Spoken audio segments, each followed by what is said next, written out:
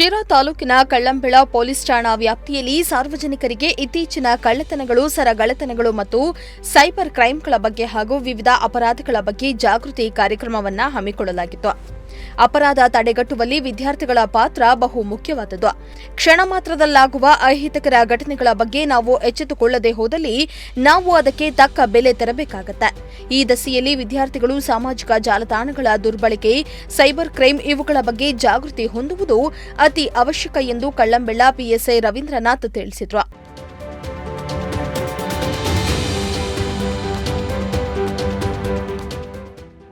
ಇನ್ನು ಕಾರ್ಯಕ್ರಮದಲ್ಲಿ ಸೈಬರ್ ಅಪರಾಧ ಜಾಗೃತಿ ಕಾರ್ಯಕ್ರಮ ಉದ್ದೇಶಿಸಿ ಮಾತನಾಡಿದ ಅವರು, ಇತ್ತೀಚೆಗೆ ಅಂತರ್ಜಾಲದ ದುರುಪಯೋಗ ಹೆಚ್ಚಾಗ್ತಾ ಇದೆ. ಜನರು ಒಂದು ಸಣ್ಣ ತಪ್ಪಿನಿಂದಾಗಿ ಹಣ ಹಾಗೂ ಮಹತ್ವದ ಮಾಹಿತಿಯನ್ನ ಕಳೆದುಕೊಳ್ತಿದ್ದಾರೆ. ಈ ಮೂಲಕ ತಿಳಿದೋ ಅಥವಾ ತಿಳಿಯದೆಯೋ ವಿವಿಧ ಸಂಕಷ್ಟಗಳಿಗೆ ಸಿಲುಕಿ ನಲುಗುತ್ತಿದ್ದಾರೆ ಎಂದು ತಿಳಿಸಿದರು.